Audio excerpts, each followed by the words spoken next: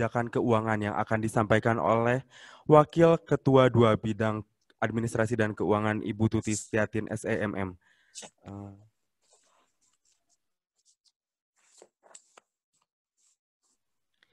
Sebelum memulai materi, saya akan memaparkan CV Ibu Tuti Setiatin SEMM. Tempat tanggal lahir Medan 14 November 1978. Alamat di Jalan Babakan Garung nomor 2 Kelurahan Karangtengah Kecamatan Gunung Puyuh. Riwayat pendidikan S1 Akuntansi STIE Indonesia Jakarta tahun 2001. S2 Akuntansi Universitas Surya Dharma Jakarta. Riwayat organisasi Sekretaris Prodi D3 Akuntansi Universitas Muhammadiyah Sukabumi, Sekretaris Jurusan Akuntansi, Ketua Jurusan Akuntansi, Wakil Ketua 2 Bidang Keuangan dan Administrasi Umum STIE PGRI Sukabumi. Adapun moto hidupnya yaitu Khairunas Anfa Humlinas. Sebaik-baiknya manusia adalah yang bermanfaat bagi orang lain. Untuk Ibu Tuti Setiatin, waktu dan tempat dipersilahkan. Ya, terima kasih, Atur Nuhun. Baik, bismillahirrahmanirrahim. Assalamualaikum warahmatullahi wabarakatuh. Untuk calon mahasiswa baru yang kita banggakan, alhamdulillah, puji syukur kita panjatkan kehadirat Allah Subhanahu wa Ta'ala. Hari ini kita bisa berkumpul, diberikan kesehatan dalam acara PKKMB 2020. Saya ucapkan selamat datang kepada semua calon mahasiswa baru STIE PGRI Sukabumi. Salawat serta salam kita sampaikan kepada junjungan kita Rasulullah SAW, dan kita langsung kepada penjelasan ya kebijakan keuangan STIE PGRI Sukabumi. Nah, yang akan Ibu sampaikan kali ini adalah terkait dengan kebijakan keuangan STIE PGRI Sukabumi. Kita lihat dulu, sebelumnya Ibu akan perkenalkan susunan personalia keuangan ya, yang ngurusin keuangan di STIE PGRI Sukabumi. Untuk UKET atau Wakil Ketua 2-nya, itu Ibu sendiri diamanahi menjadi Wakil Ketua 2 Bidang Keuangan dan Administrasi Umum di STIE PGRI Sukabumi. Jadi membawahi bidang keuangan, kemudian sarana dan prasarana, kepegawaian, ya, dan juga bidang umum, administrasi umum. Kemudian berikutnya ada jajaran di Waket 2 ini, kemudian untuk keuangan. Ini ada Kepala Bagian Keuangan, yaitu Ibu Ida Royani, SEMAK. Ini dosen muda, magister akuntansi, ya, yang mungkin nih calon maba kayaknya udah kenal ya, udah tahu dengan yang namanya Ibu Ida. Kebetulan kali ini diamanahi sebagai ketua ya pelaksana kegiatan PKKMB 2020-2021. Jadi ini Bu Ida ini dosen muda yang sangat berbakat ya. Jadi urusan teknis keuangan ini dibantu oleh Ibu Ida. Jadi nanti Anda kalau ada masalah dengan keuangan gitu ya, sebelum bertemu dengan Ibu bisa komunikasi dengan Ibu Ida ya. Kemudian ada bendahara, ada Pak Ujang Suwandi, sarjana akuntansi, atau kita biasa panggilnya Pak Wandi gitu ya, di bagian bendahara untuk mengurusi pengeluaran, khusus untuk memegang pengeluaran kas di lembaga di STIE PGRI Sukabumi. Kemudian ada staf keuangan, kita punya staf keuangan ada 2 orang. Yang pertama adalah Ibu Eti Kusmiyanti, dan yang kedua adalah Ibu Silvi Malvina. Kebetulan ini Bu Eti dan Bu Silvi ini adalah juga alumni ya dari STIE PGRI Sukabumi, dan dua-duanya juga kebetulan adalah jurusan akuntansi ya. Itu mungkin gambaran susunan personalia di STIE PGRI Sukabumi. Kemudian Ibu akan sampaikan komponen atau jenis pembayaran apa saja nih yang harus Anda persiapkan nanti selama Anda kuliah ya selama 4 tahun di SD PGRI Sukabumi menjadi sarjana akuntansi ataupun sarjana manajemen.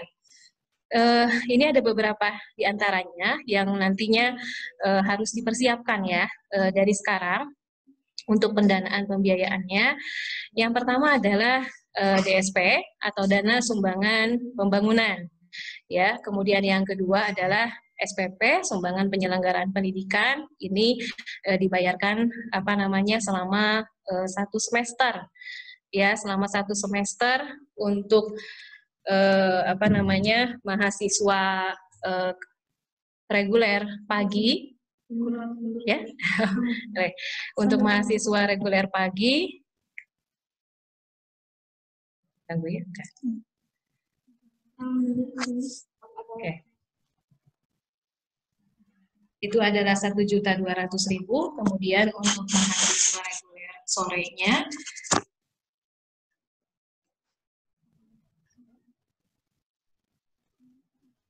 ini ya.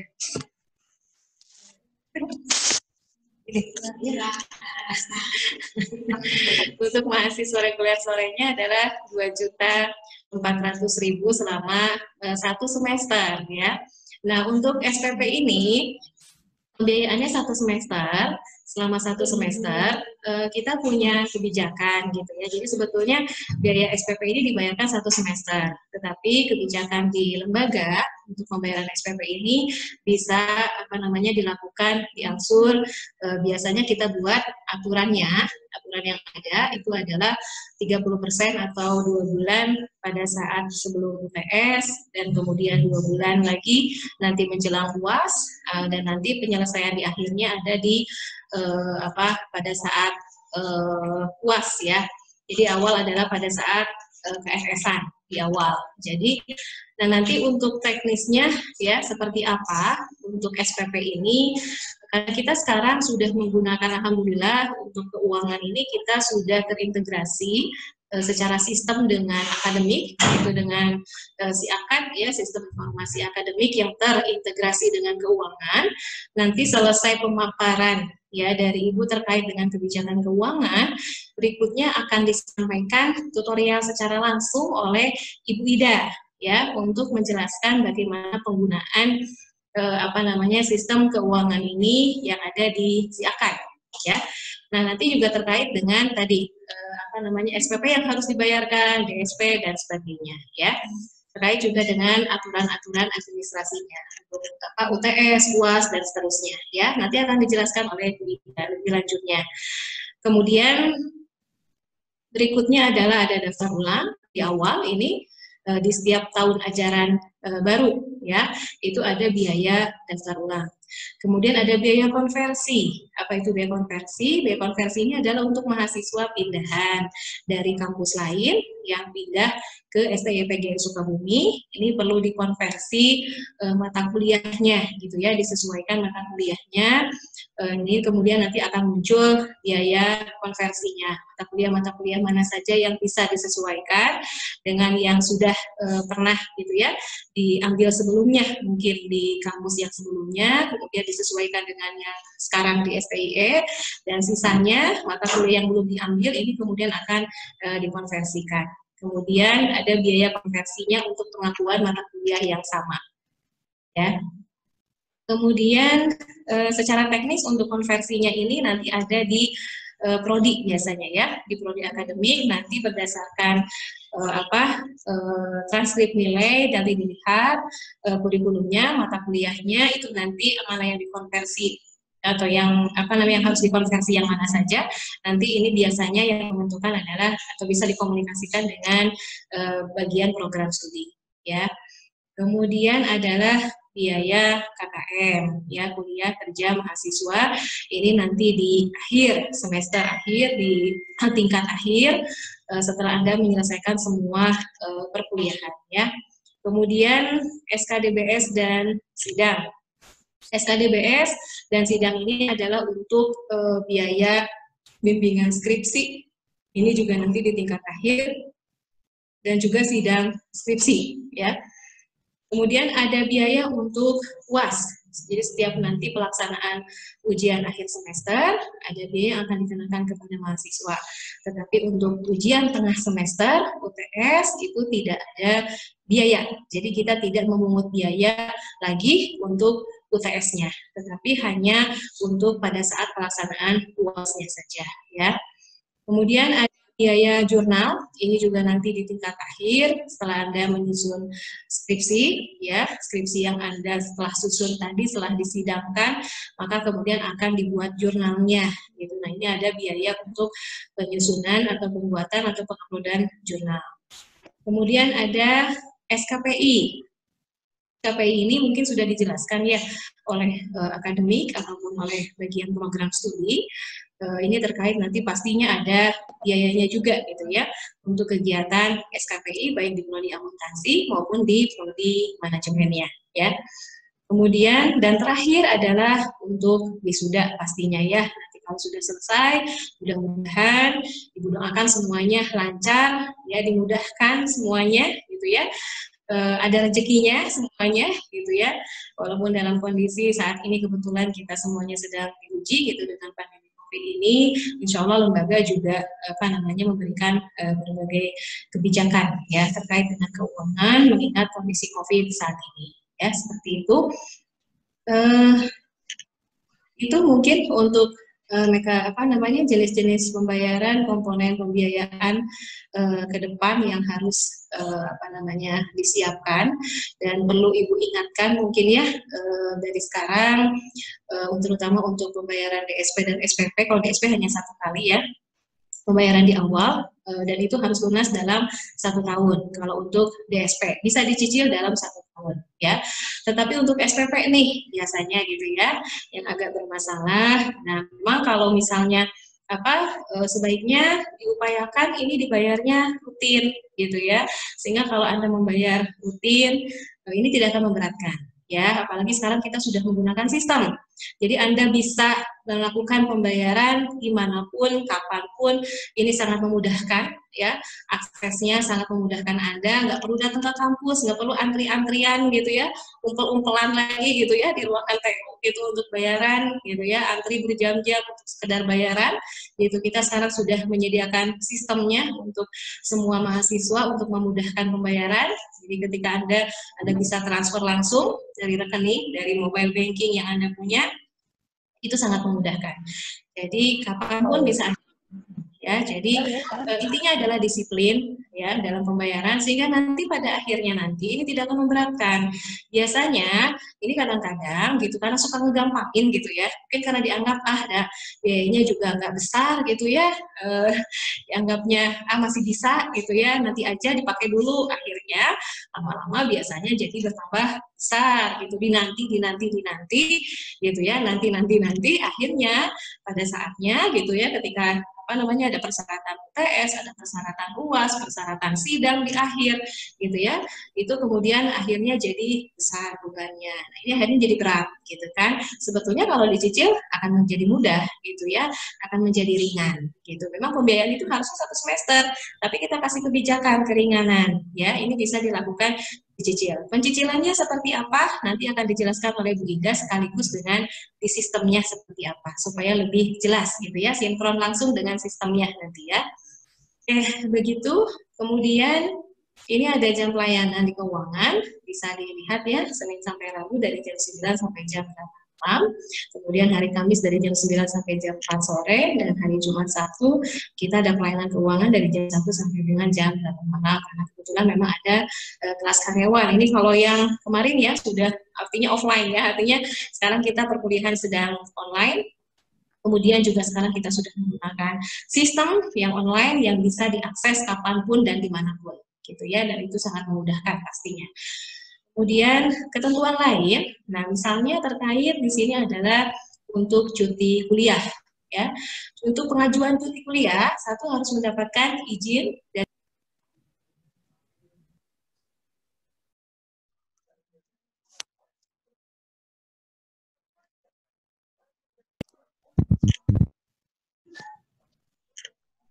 sudah ya? Oh iya, oke. Ada yang harus mendapatkan izin dari ketua jurusannya masing-masing, gitu ya. Kalau dari kemudian cuti ini hanya boleh gitu ya dilakukan 1 semester saja pengajuannya, dan maksimal adalah di 4 semester ya. Kemudian ada pembayaran cutinya, ini adalah 50.000 per bulan ya untuk biaya cutinya. Dan kemudian syarat berikutnya juga kan harus dilunasi sebelum pengajuan cuti. Ya. Nah, ini ya masalah tunggakan gitu ya.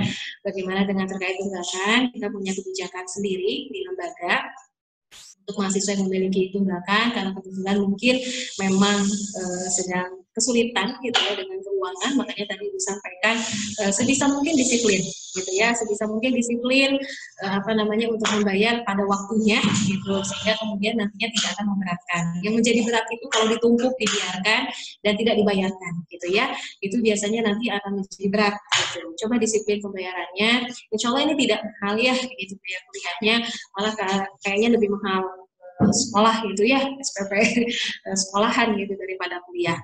Oke, untuk masalah tunggakan ini, mahasiswa diperbolehkan nanti untuk pengajuan yang ada tunggakan. Baik, terima kasih untuk Wakil Ketua Bidang Keuangan, Ibu Tuti Setiatin atas materi kebijakan keuangannya.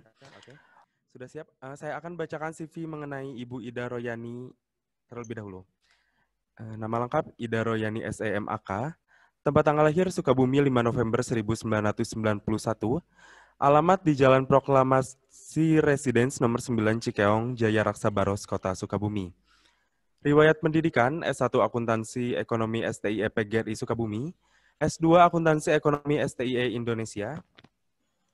Riwayat organisasi, sekarang Ibu Ida menjabat sebagai Kepala Bagian Keuangan dari tahun 2017 sampai dengan sekarang.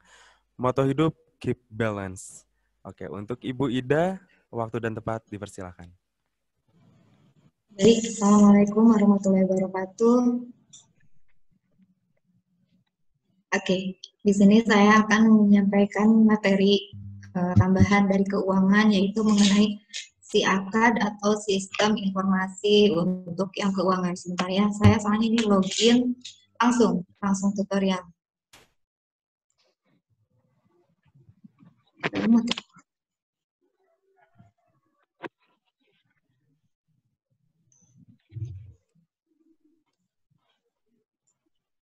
Ini suaranya agak kecil.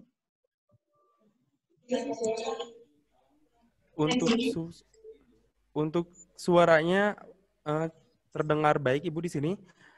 Oke. Screen-nya mungkin di share screen dulu ya agar tampil di kami.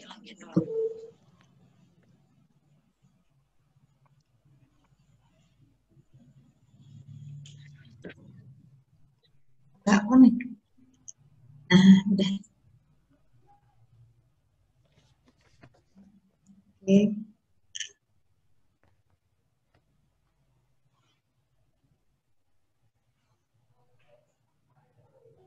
Sudah muncul belum? Sudah Ibu. Oke, screen-nya sudah muncul ya. Baik, untuk mahasiswa STIE PGRI Sukabumi, kebetulan kalau sekarang kita sudah menggunakan sistem terintegrasi antara akademik maupun keuangan. Jadi di sini nanti setiap mahasiswa untuk melakukan pembayaran semuanya sudah online.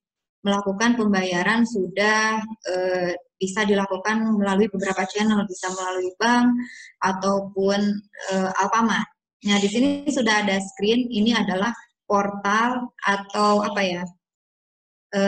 alamat untuk setiap mahasiswa untuk mengakses semua informasi tentang akademik maupun keuangan, yaitu alamatnya di mahasiswa.stiepgri.ac.id. Boleh dicatat terlebih dahulu mungkin, atau misalkan sebelumnya sudah ada pemateri yang sudah menyampaikan untuk alamat SIAKAD mahasiswa, yaitu mahasiswa.stiepgri.ac.id. Selanjutnya kita akan login. Ini saya praktekkan sebagai mahasiswa, login sebagai mahasiswa. Saya contohkan salah satu mahasiswa ya.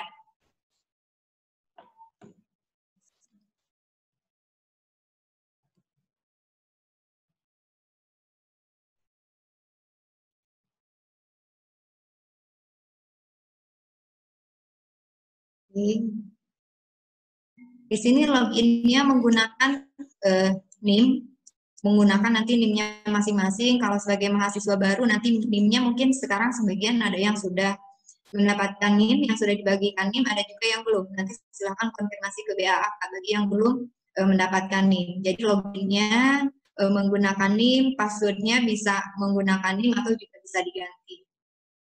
Oke, agak lama ya, ditunggu dulu. Nah, ini saya login sebagai salah satu mahasiswa semester 5, Kak Dinda ini namanya.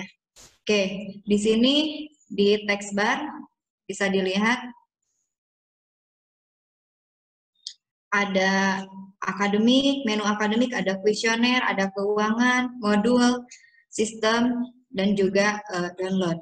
Nah, karena kita sekarang lagi membahas keuangan, maka kita yang akan kliknya hanya klik yang keuangan. Di text bar ada menu keuangan, lalu diklik.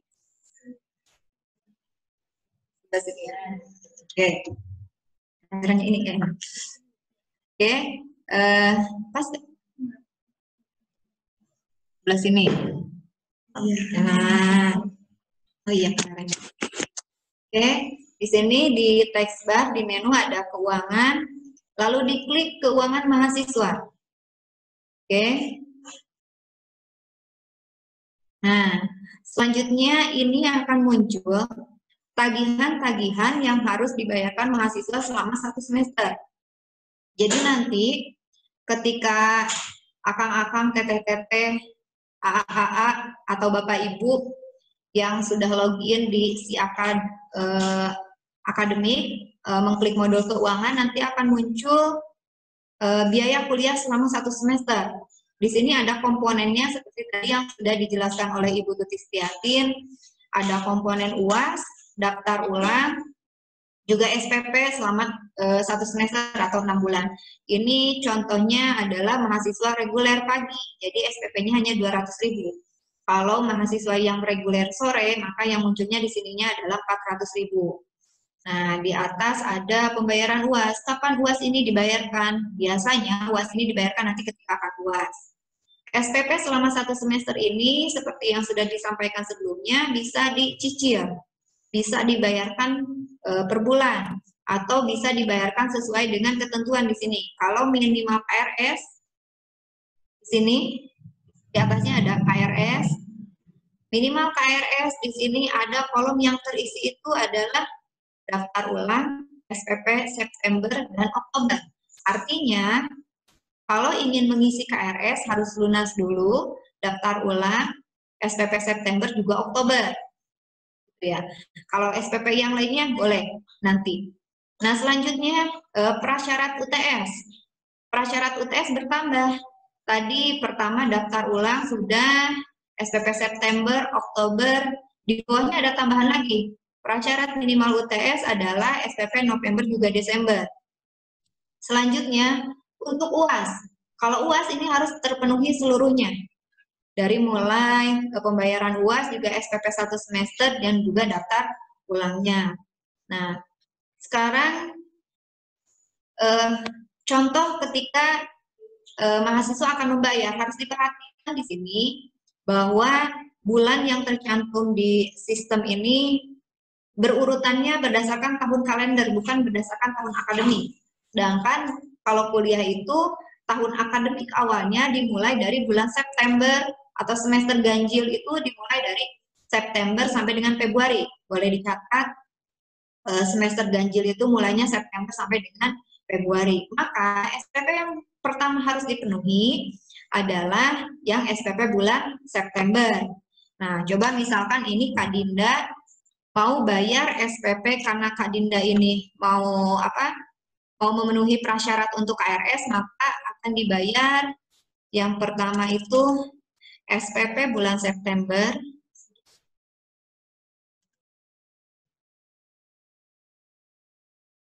SPP bulan September. Selanjutnya SPP bulan Oktober. Selanjutnya salah satu syarat lagi yaitu daftar ulang. Berarti Dinda ini akan bayar sekitar 550.000. Sudah diklik ya. Jadi pembayaran September, Oktober juga daftar ulang. Selanjutnya, ini akan melakukan proses pembayaran. Di bawah ada beberapa channel pembayaran. Saya sarankan kalau misalkan ada laptop dengan handphone, menggunakan transaksinya, mengkliknya di laptop saja, jangan di handphone, karena di handphone biasanya ini tidak terlihat seluruhnya. Oke, layarnya tidak terlihat semuanya. Kalau di sini di laptop atau di komputer itu lebih jelas. Misalkan Kak Dinda ini mau proses pembayaran via bank ya. Ini bisa via Alfamart, bisa beberapa menggunakan bank juga.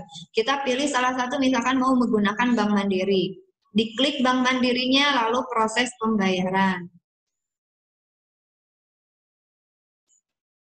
Nah, selanjutnya sudah muncul di sini yang akan dibayarkan itu SPP September, Oktober, juga daftar ulang. Ada biayanya sebesar 5.000, lalu proses pembayaran.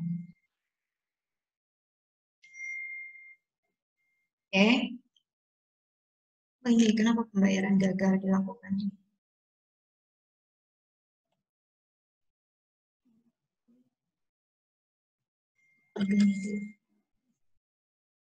Oke. Maaf, kita ganti dulu, coba yang pakai Alfa. Proses pembayaran via Alfamart.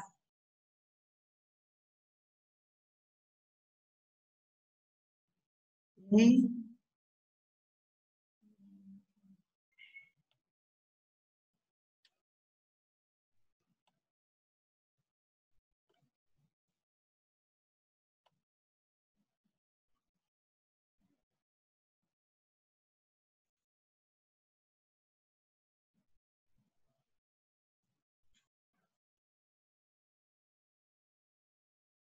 Kita ulangi, kayaknya ada internetnya kurang. Berarti tadi SPP bulan September, Oktober, juga daftar ulang.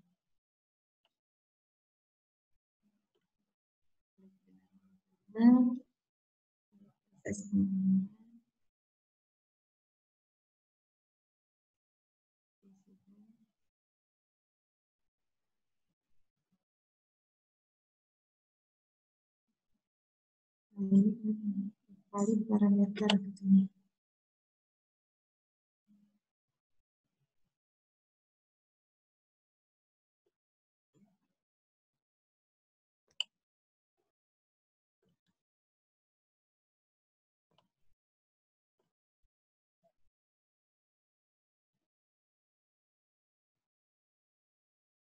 Atau kita coba login dengan akun yang lain. Kita coba login dengan akun yang lain, coba yang siapa? Apa? Kalau Ayu NIM-nya berapa?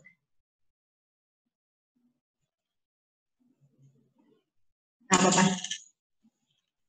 Oke, tadi kayaknya ada ini dengan NIM-nya. Kita coba login dengan NIM yang lain.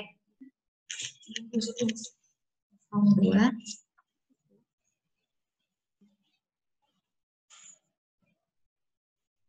Mau 18.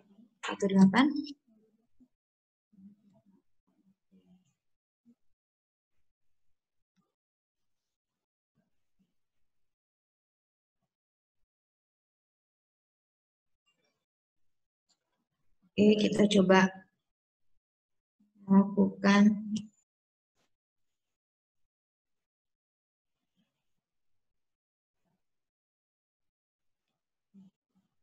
Nah, kalau yang tadi kita contohkan adalah untuk mahasiswa baru yang memang atau misalkan mahasiswa yang tidak ada utang sebelumnya, utang di semester sebelumnya. Nah, bagaimana kalau misalkan dengan mahasiswa yang mempunyai utang di periode atau di semester sebelumnya? Nah, kalau misalkan tadi kan ada komponen pembiayaan selama 1 semester, ternyata 1 semester tersebut tidak terpenuhi seluruhnya. Maka ketika semester baru lagi harus dipenuhi dulu piutangnya. Misalkan di sini kan tadi syarat untuk KRS itu September, Oktober daftar ulang. Nah, berarti kalau yang punya piutang, tambahan dengan piutangnya. harus dilunasi. Baru dia bisa mengklik pembayaran yang lainnya. Oke. Ini sama, kita coba nih. Ada salah servernya ya.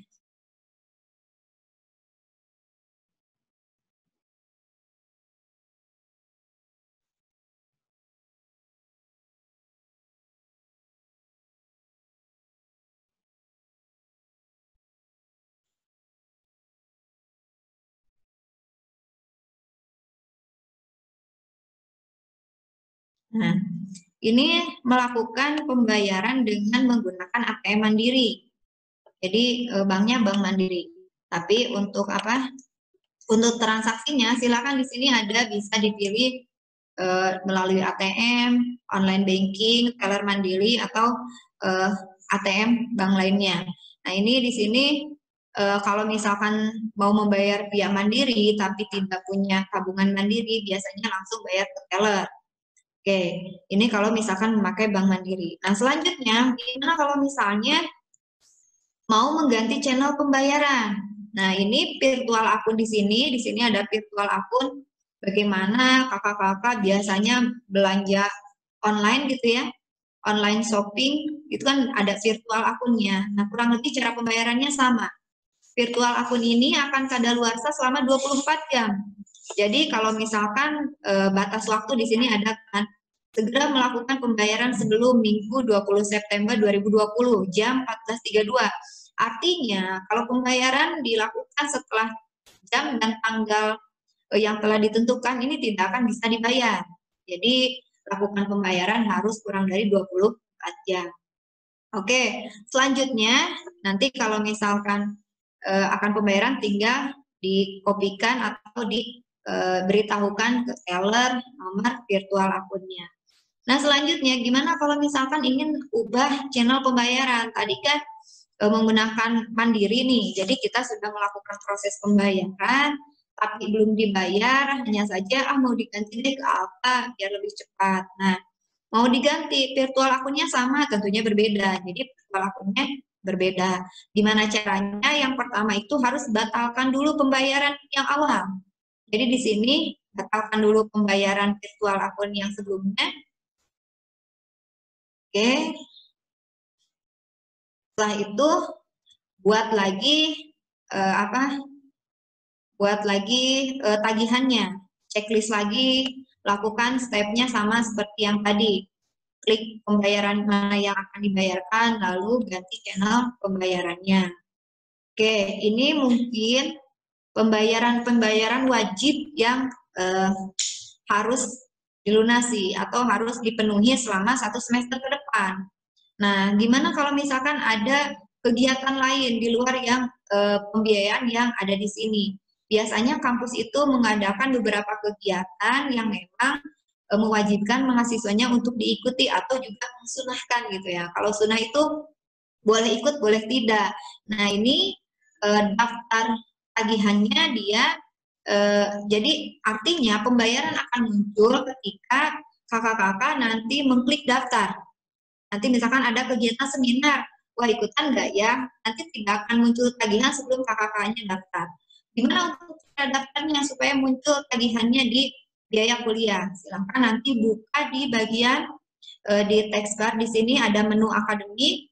Nah, lalu ada pendaftaran kegiatan. Oke, di sini kebetulan belum ada kegiatan ya, kalau nggak salah.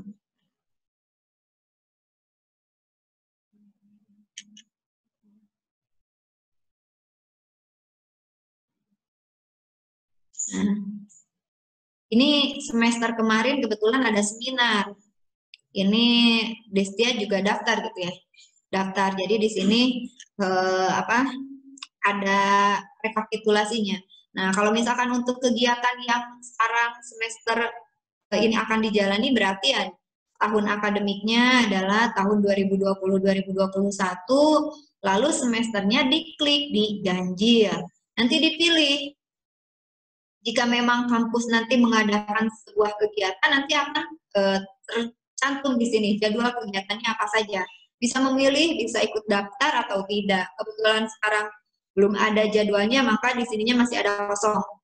Oh, sorry, masih kosong maksudnya kegiatannya. Nah, ketika nanti di sini ada kegiatan, nanti di sebelah kanan ada pilihan menu daftar. Nah, ini mahasiswa daftar atau enggak? Saya daftar. Oh, kalau daftar, klik daftar di sini, nanti di keuangan akan muncul tagihannya. Akan misalkan pembayaran seminar 200.000, maka nanti di sini akan ada komponen pembiayaan seminar 200.000 begitu. Nah, gimana kalau misalkan nggak jadi ikutan? Nah, ini nggak jadi ikutan itu akan menjadi tagihan, kecuali nanti dibatalkan oleh panitia. Jadi kalau misalkan kakak sudah daftar nih kegiatan seminar, tapi nyatanya tidak dibayar, maka itu akan menjadi tagihan semester tersebut. Tuh. Mungkin untuk tutorial pembayaran keuangan via sistem cukup sekian. Barangkali ada yang kurang paham, silahkan ditanyakan saja. Mangga MC, saya kembalikan ke MC. Mana MC-nya? Atau langsung buka, MC-nya nggak ada nih. MC, ada yang mau ditanyakan dulu? Oh iya, kemarin kan di pembayaran daftar ulang itu ada minimal bayar ya. Ada minimal bayar untuk reguler pagi sebesar 1,8, untuk reguler sore itu 2 juta. Kalau misalkan kakak-kakak yang pembayarannya kurang dari minimal pembayaran yang seharusnya, nanti tagihannya akan muncul di sini. Kekurangan pembayarannya akan muncul di sini. Oke.